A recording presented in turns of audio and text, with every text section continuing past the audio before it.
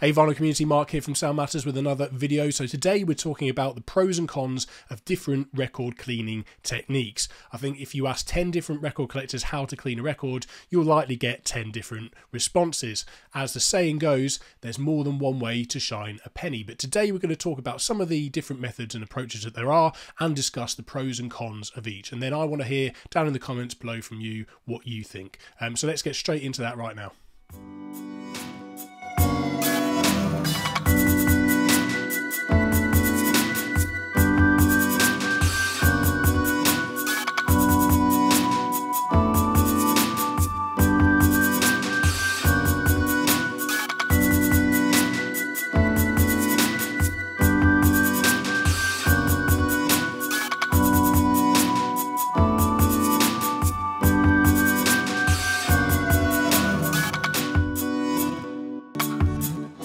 First on the list, of course, is good old-fashioned and simple hand cleaning using a record cleaning kit such as this one. You've got your cleaning fluid and then you've got your applicant tool, be it a simple microfiber towel or a pad like this one. Now, on the pro side, it's incredibly cheap to get started with this kind of method. You could get going for as little as $20, for example, and it's also incredibly effective so long as you keep this microfiber towel very clean and replace it often, and you've got a good quality record cleaning fluid that's good at holding all that dirt and grime in suspension so your pad can take it away. You're going to see good results with hand cleaning methods. Now, it's also very easy to store. It's not going to take up a lot of space in your home. I live in the UK, of course, and houses are quite small sometimes here, and space can be at a premium. So if you don't have a lot of space to store a big record cleaning machine, then hand cleaning records could be the only option open to you anyway. But luckily it is very effective. If you've got time on your hands and you're patient, then you can clean records very effectively by hand. Absolutely you can. Now, on the con side of things, of course, if you're batch cleaning a lot of records in one sitting, say 50 records or so or more, you know, you come back from the record store, you're cleaning a lot of records in one sitting, it could be very time consuming to clean all of those records in this way. You're also going to have the challenge, of course, of making sure that the microfiber towel is clean and doesn't become completely saturated with fluid and then loses its effectiveness. Now, it pays, if you're doing this by hand and you batch cleaning record, to have a lot of either a lot of microfiber towels to hand, so you can replace them with each record that you do, or you have multiple ones of these pads. These ones on this GrooveWasher set here, for example, peel off with Velcro and you can pop a new one on very easily. So long as you do that, it's still going to be effective, but it could be very time consuming, and you've got that challenge there. So that's essentially the pros and cons of cleaning records by hand. Now, I do recommend the GrooveWasher record cleaning fluid that I have here in my hands. If you'd like to check it out and see how effective it can be, you can do so for 10% less using the discount code in the description of this video. I also use this record cleaning fluid with my vacuum-based record cleaning machine, which we'll get to later in this video.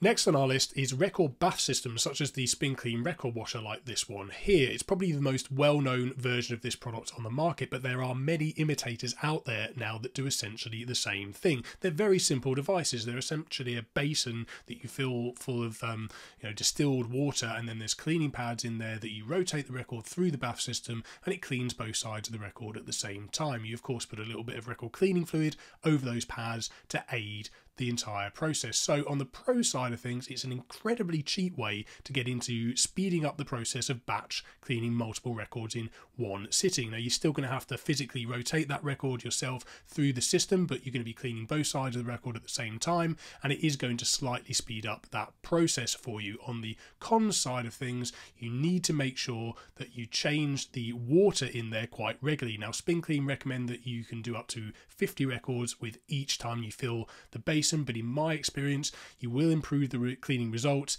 if you halve that number at the very least. Now, of course, you could say, although most of the dirt and grime does sink because of gravity down to the bottom of the basin, that's kind of how it works, there's always going to be, short of replacing the bathwater from every single record, there's always going to be some degree of risk of cross-contamination from one record to the next. So, on the con side of things, for the best results, you are actually going to have to change that bathwater fairly regularly if you're doing somewhere between sort of 50 and 100 records, for example, in one sitting, or if you're even doing a lot more records than that, so you're doing an entire collection, then this still might not improve the speed of the results for you enough to be the perfect record cleaning solution for you.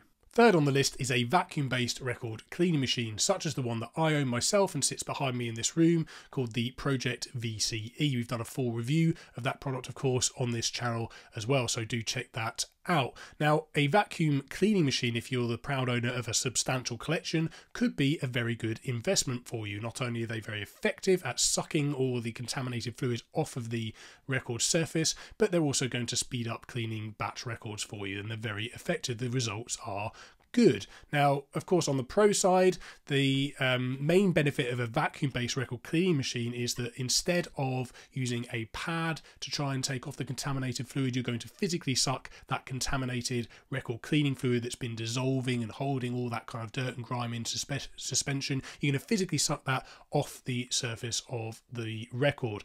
On the cons side of things, these machines can get quite expensive. So some of the larger original machines are quite pricey. The compact version that I have of the Project machine is a little bit more affordable than its bigger brother, but they are still a reasonable amount of money up front. They also take up space in your home, of course, so if space is a premium, then that could be an issue for you. And lastly, if you live in an apartment type arrangement, you've got neighbours, for example, then noise could also be a concern for you. I mean, for example, my wife is not particularly keen on that machine that I've got making its way out into the living room, for example.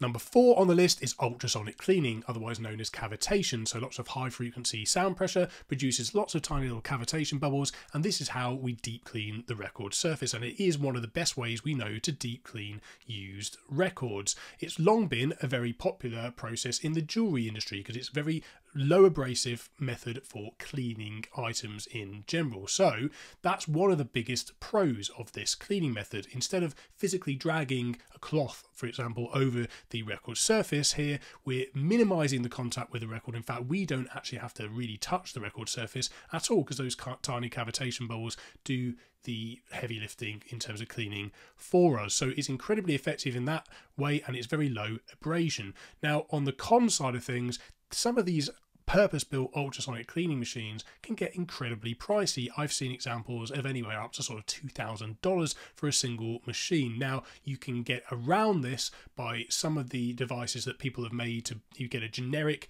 tank, a generic ultrasonic tank that can come, you know, they're basically Chinese-made ultrasonic cleaning tanks, and then you have an adapter that you place on top of the ultrasonic tank in order to make the record spin with a motor through that ultrasonic tank, and that is a lot more cost-effective. Some of these adapters can be as cheap as a few $100s to get yourself into cavitation, on top of then, of course, the ultrasonic tank. There's some increasingly more affordable ways to get into ultrasonic. I'll put a link in the description below where you can check out one such method for yourself. But if you can get around that cost issue, it's possibly one of the most effective low abrasion ways of cleaning records out there.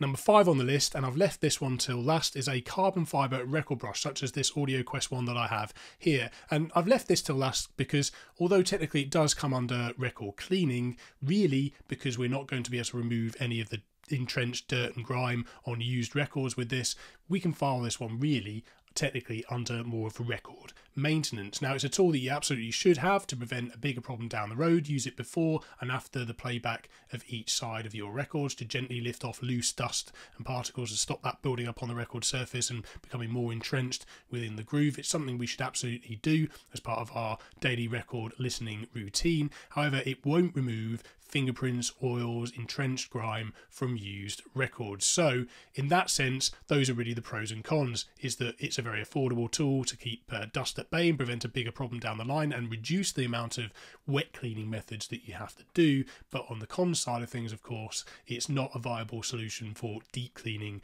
a used record that needs a lot of love and attention. So that concludes today's video. Thank you ever so much for watching. I want to hear from you now down in the comments below. It's over to you. What's the best way to clean records? How do you clean your records, and why would you recommend it to all the audience watching? Let us know down in the comments below, and if you're new to this channel, please do consider subscribing, and we'll see you in that next video. Cheers.